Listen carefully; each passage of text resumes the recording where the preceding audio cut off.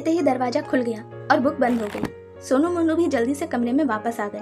फिर वे चारों उस हवेली से बाहर आ गए। उधर सोनू मोनू जैसे ही घर पहुँचे उन्होंने देखा उनके डैड बैठे थे और बहुत ही सैड थे।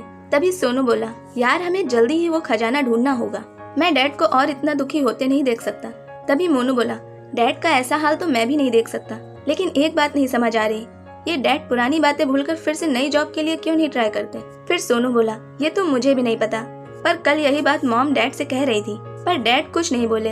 तभी मोनू बोला, वैसे आजकल तो डैड हम लोग से भी बहुत कम बोल रहे हैं। इतना कहकर वे दोनों अपने अपने कमरे में चले गए।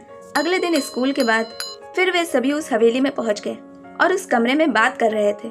सोनू बोला, यार जल्द से जल्द हमें वो खजाना ढूंढना ही होगा। तभी मोनू बोला, हाँ वो तो है, और मैंने भी रात भर वो डायरी पढ़ी, पर उस डायरी में खजाने के बारे में कुछ भी नहीं लिखा था। तभी यश बोला, हमने भी कल तुम लोगों के अंदर जाने के बाद इस कमरे की काफी अच्छे से तलाशी ली, पर यहाँ भी कुछ नहीं मिला। तभी मोनू बोला, मतलब अब हमारे पास उस खजाने को ढूंढने का बस एक ही रास्ता है, जल्द से जल्द उस मिस्टीरियस लाइब्रेरी की सारी बुक खत्म करनी होगी। तभी सोनू बोला, सब जगह ढूंढने के बाद अब लगता है खजाना मिलेगा तो बस उस मिस्टीरियस रूम में ही मिलेगा। इतना कहकर सोनू मोनू उस कमरे में चले गए। हमेशा की तरह वो बुक खुली और कहानी सुनाने लगी। एक स्कूल में राजू नाम का एक लड़का था जो क्लास में हमेशा ही शांत रहता था। वह किसी से ज्यादा बात भी नहीं करता था और उसका कोई दोस्त नहीं था। उसकी इस बात पर स्कूल के एक टीचर का ध्यान गया। उन्होंने क्लास के बाद उसे बाहर बुलाया और पूछा, मैं तुम्हें अक्सर चुपचाप बैठे देखता हूँ, ना ही तुम किसी से बात करते हो और ना ही तुम्हारा किसी चीज में इंटरेस्ट है, आखिर इसका कारण क्या है। तब राजू बोला, मेरी लाइफ में बहुत कुछ बुरा हुआ है और ना चाहते हुए भी वे सभी घटनाएं मेरे दिमाग में चलती ही रहती हैं और इसी कारण मैं किसी भी चीज में फोकस भी नहीं कर पाता हूँ। राजू की बातें सुनकर टीचर ने राजू से कहा, तुम इस वीकेंड पर मेरे घर आ सकते हो। राजू ने हाँ कर दी। टीचर के कहे अनुसार राजू उनके घर पहुँच गया। टीचर ने उसका स्वागत किया और आराम से बैठने को कहा। फिर टीचर ने पूछा, क्या तुम नींबू पानी पीना पसंद करोगे। राजू झिझकते हुए बोला, हाँ जरूर। थोड़ी देर में टीचर नींबू पानी लेकर वापस आ गए। जैसे ही राजू ने नींबू पानी का एक घूंट लिया, उसने अजीब सी शक्ल बना ली।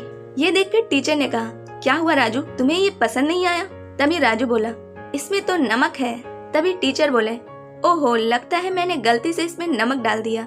कोई बात नहीं, ये मुझे वापस दे दो, मैं इसे फेंक कर दूसरा बना देता हूँ। इतना कहकर जैसे ही टीचर ग्लास उठाने लगे तो तुरंत ही राजू ने रोक दिया और कहा, सर इसे फेंकने की कोई जरूरत नहीं है, इसमें बस नमक ही तो है। अगर हम इसमें थोड़ी शक्कर मिला दे तो ये शिकंजी बन जाएगी और वो नींबू पानी से भी ज्यादा अच्छा लगने लगेगा। तभी टीचर बोले, बिल्कुल सही कहा, अब तुम कुछ समझे। तभी राजू बोला, क्या सर, मैं कुछ नहीं समझा, आप किस बारे में बात कर रहे हैं। फिर टीचर बोले, इस सिचुएशन को अपनी लाइफ से कंपेयर करो। सोचो, नींबू पानी में नमक हमारी लाइफ के बुरे पलों की तरह है, जो हमारी लाइफ को टेस्टलेस बना देती है, यानी हमारी लाइफ को बुरा बना देती है। अगर हम उसी नमक वाले नींबू पानी में थोड़ी चीनी मिला दें तो वही नींबू पानी और भी ज्यादा अच्छा लगने लगता है। उसी तरह अगर हम लाइफ में बुरे पलों के साथ अच्छे पलों को भी डाल दें तो लाइफ भी अच्छे लगने लग सकती है। क्योंकि हम अपनी लाइफ में बीत चुके बुरे पलों को हटा नहीं सकते, पर हम पुरानी कड़वाहट और दुखों को मिटाने के लिए लाइफ में अच्छे पलों को जोड़कर अपनी लाइफ को बेहतर जरूर बना सकते हैं। इतना कहकर बुक उसी पन्ने पर आकर बंद हो गई। पर आज के सीख बताने में सोनू मोनू को ज्यादा सोचना नहीं पड़ा। मोनू बोला, अतीत में ना डूबे रहो। जैसे ही उसने इतना कहा, दरवाजा खुल गया और वे बाहर आ गए। तभी यश बोला, तुम दोनों इतना खुश क्यों हो रहे हो, क्या खजाना मिल गया। तभी मोनू बोला, नहीं, पर शायद डैड को समझाने का तरीका मिल गया। तो दोस्तों, अगर आप भी लाइफ में सक्सेस पाना चाहते हैं तो अपने पास्ट का रोना मत रोइए, क्योंकि अगर आप अपने अतीत का रोना ही रोते रहेंगे तो ना तो आपका आज यानी प्रेजेंट अच्छा होगा और ना ही फ्यूचर।